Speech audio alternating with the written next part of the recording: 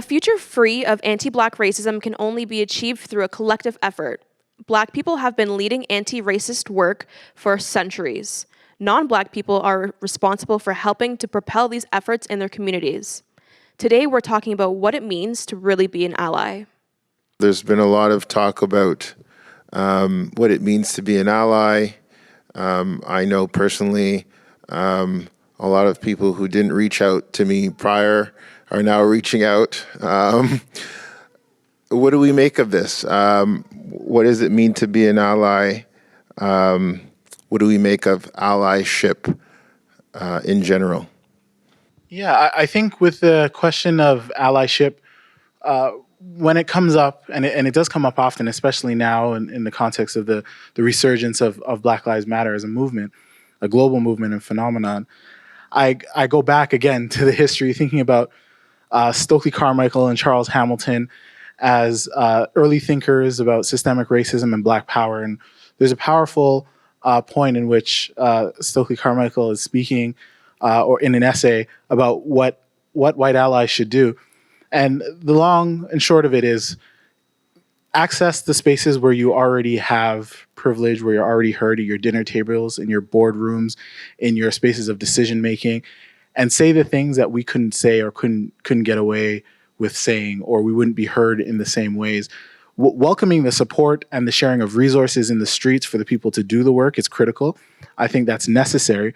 But by and large, I think the allyship should really mean thinking about, again, those spaces where non-Black people, so white people or other folks who are non-Black, thinking about the spaces that they do have power, privilege, and influence in, and bringing the interests, ideas, needs, and wants of Black communities into those spaces. I think that's where they can be the most effective. Anyone else want to pick up on this?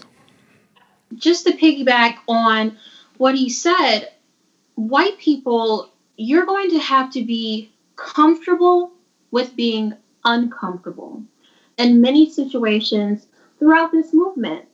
So you can't come in automatically on defense. You have to walk into these spaces with an open mind, an open heart, and open ears.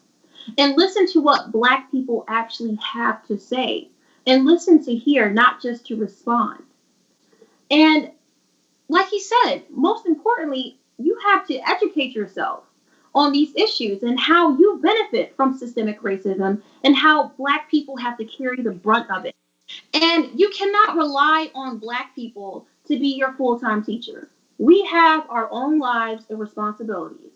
And Google is too free and too accessible for you to be willfully ignorant.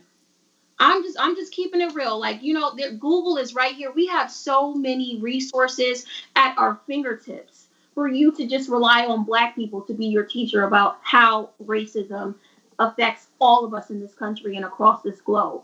So you have to take on that responsibility and be accountable within yourself to educate yourself.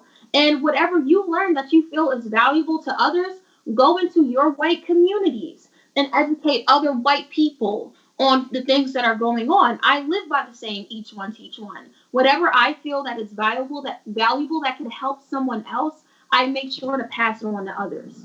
And that's how you can move as a community, because at the end of the day, change starts within. And when you normalize these conversations within your circles and wherever you are, then change will start to happen. And of course, you're going to receive some type of pushback, but that does not mean that your work stops there. There's going to be plenty of no's, but I promise you there's going to be a lot more yeses. And it's up to you guys to really take the charge on educating yourselves and really advancing this movement against racism. And it's not enough to not just like racism. You have to be anti-racist.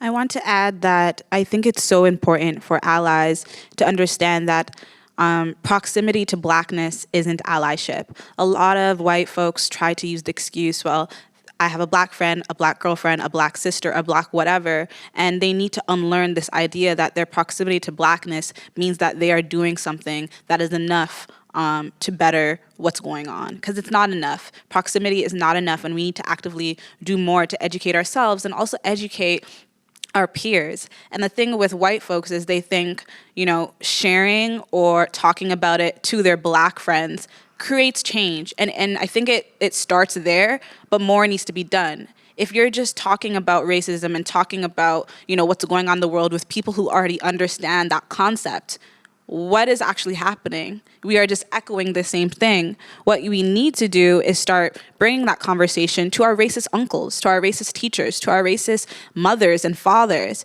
right? So it's not just about, white folks talking about racism to their black friends or talking about racism to their white friends who already understand racism. It's about having those uncomfortable conversations with their racist friends and racist family members at home. The conversation needs to also start at home, and we need to start confronting our implicit bias. Racism can't just disappear. It can't just magically disappear. And I think there's a lot of expectation that it's going to just magically disappear, and it won't, because we need to confront the implicit bias first.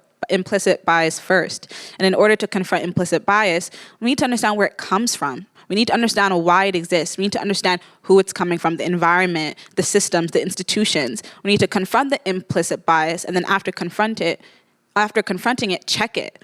Don't just let it dismiss itself. Don't just sit in it. If you hear someone say a microaggression or a stereotype or a bias about a group of people, say something. Don't just slip it under the rug. You need to start actively standing up for Black people, not just agreeing with them. I think a lot of folks think allyship is about agreeing and saying you're right. It's not just about that. That might be a starting place, but it's also, how are you now standing up for Black folks when a Black person isn't around? When someone says something inappropriate, racist, or colorist, are you gonna check your white friend?